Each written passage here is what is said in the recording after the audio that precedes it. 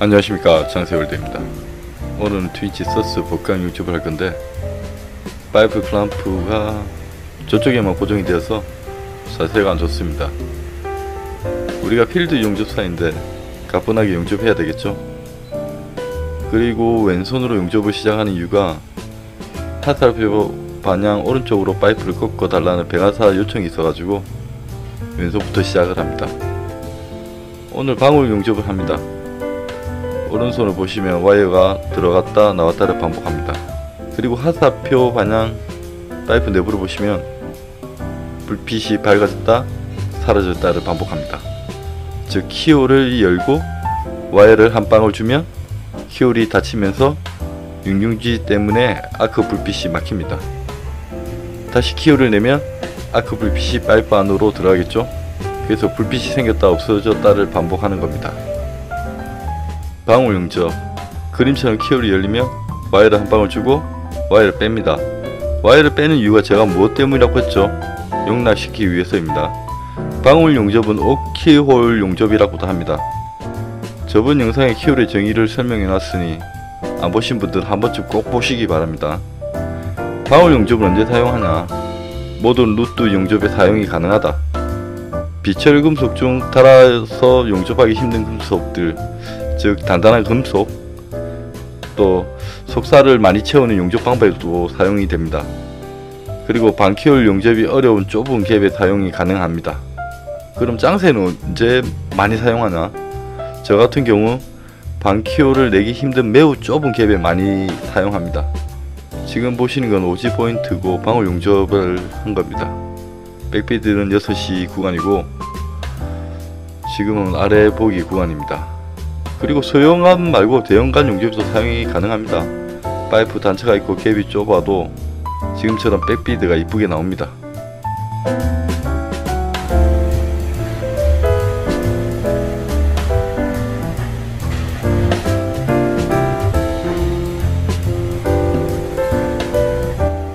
백비드를 체크하는데 제가 깜짝 놀랐습니다. 당연히 화이트 컬러가 나올 줄 알았는데 컬러가 진한 파란색이더군요. 지금 밸브 포인트도 그렇고 제가 하는 모든 작업은 RT가 100%입니다. 그리고 100% 내시경. 제가 순간적인 판단을 잘못한 것 같습니다. 지금 영상 보면 제가 왜 저렇게 퍼즐을 관리를 했는지 이해가 안됩니다. 일단 벤튼 구멍을 반 정도 막습니다. 그리고 압을 체크합니다. 저때 기억이 납니다. 어라센데 속으로 그랬거든요. 근데 용접부 테이프만 제거를 합니다. 압이 높으면 벤트도 많이 열어야 하는데 처음부터 벤트에 테이프를 막아서는 안되는 상황이었죠. 예, 다시 용접을 시작합니다. 일단 방울 용접의 큰 장점은 양서라를 다 녹일 수 있다는 겁니다. 그리고 높은 갭에 월등하게 백을 형성시킬 수 있다는 것. 장점이 있으면 단점도 있습니다. 단점은 용접 속도가 좀 느리다는 것, 비트결이 이쁘지 않다는 것. 물론 일정한 위빈폭과 피치폭을 유지한다면 이쁘게 나옵니다. 또한 용접 속도가 반대로 빠를 수도 있습니다. 전류를 높이면 키홀이 커집니다. 커진 키홀에 와이어를 한 방울 주더라도 많이 공급하면 백도 형성되고 리그도 많이 채우는 식으로 오히려 용접 전체를 봤을 때 용접 속도가 더 빠를 수도 있다는 겁니다. 제가 분명히 단점을 얘기했는데 단점이 장점으로 바뀌었죠. 용접은 응용입니다. 제가 늘 중요시 생각하는 건 용접이 안되면 왜 안되는지를 알아내어야 합니다. 왜? 왜 안될까? 이래서 안될까?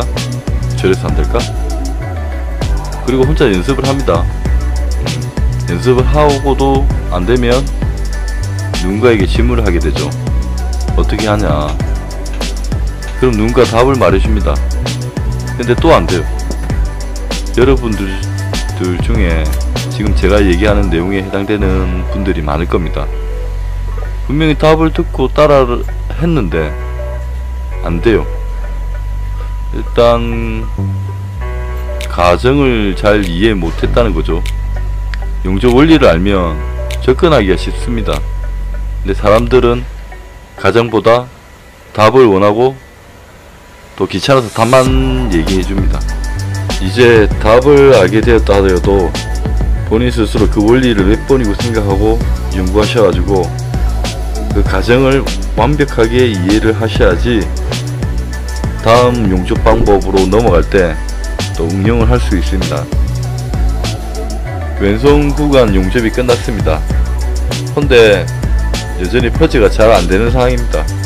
퍼즈가 안되는 이유가 퍼즈압이 세서 그렇습니다. 퍼즈압이 높아 완류 현상이 일어나서 안되는 건데, 완류 현상을 잘 이해 못하는 용접사도 많고 모르는 용접사들도 많습니다. 그래서 제가 영상을 하나 만들고 있으니까 그때 다시 설명드리도록 하겠습니다. 이거는 거피드죠. 조금 거시기 합니다. 근데 백은 이쁘게 나왔으니까 나중에 백을 잘 보시기 바랍니다. 그리고 마지막 오른손 구간은 용접을 하게 됩니다. 제가 위빙 방법을 얘기 안 했는데 위빙은 위아래로 위빙 해주는 겁니다. 위아래로 샘플 한 방울 넣어주고 위아래로 또 흔들어주고 키를 내고 한 방울 넣어주고 위아래로 흔들어주고. 근데 만약에 키울이 안 열리면은 위아래로 한 두 번씩 두 번 세 번 열어줘도 상관없습니다. 그 너무 갭이 좁은 상황에서 키울이 안 열리면 와이어를 절대 넣으면 안 됩니다. 그 센 물이 뒤로 용락되게 만들어 놓고 키울이 따지고 난 다음에 그때 와이어를 넣어야 됩니다. 키울이 안 열리면 제자에서 좌우로 움직이거나 지금처럼 호리젠탈은 위아래로 움직이면 키울이 열립니다. 항상 키울을 열리고 난 다음에 와이어를 공급해야 됩니다. 이게 방울 용접의 키포인트입니다.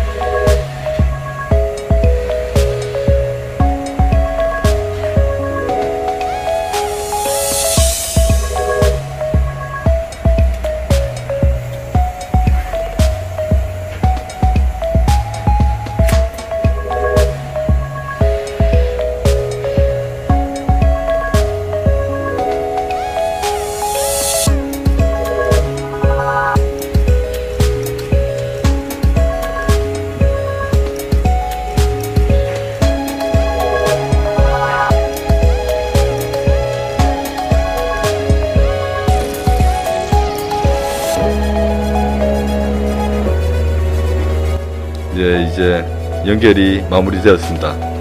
보시는 내내 좀 답답했을 거예요. 속도가 많이 안 나서. 그래도 확실한 용착을 시키는 용접 방법이니까 한번 연습하시는 것도 괜찮을 것 같아요. 배관사가 원하는 수평을 맞췄고 백비드를 한번 보겠습니다. 제가 아까부터 퍼즐 잘 안된댔죠. 예, 백비드 색깔이 파란색입니다. 저런 식으로 나오면 안됩니다. 수정을 해야 되겠죠. 백비드는 전체적으로 고르게 나왔고 베이비 브러쉬죠. 서스 브러쉬 저거로 이제 수정을 합니다. 저렇게 깨끗하게 닦으면 화이트 컬러가 나옵니다. 예, 백이 얌실하게 잘 나왔습니다. 저쪽 구간은 백이 정말 이쁘게 잘 나온 것 같아요. 방울 용접에 대해 다시 설명할게요. 먼저 아크로 양계선을 녹여주면 키홀이 만들어집니다. 그리고 와이어를 한 방울 공급하면 키홀이 막히고 토치를 앞으로 위빙해 다시 키홀을 내면 육융지가 파이프 안으로 들어가 쌓이게 되죠. 이게 바로 방울 용접이라는 겁니다. 지금 보시는 것처럼 와이어가 공급되면 아크가 막히고 키홀이 열리면 빛이 보이죠. 키홀의 핵심은 뭐다?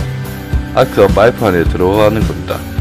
오늘 준비한 영상이 여기까지고, 똑같은 자세로 다른 방법으로 용접하는 방법을 영상을 업로드 하려고 하니까 오늘 신청해 주셔서 너무나 감사드립니다.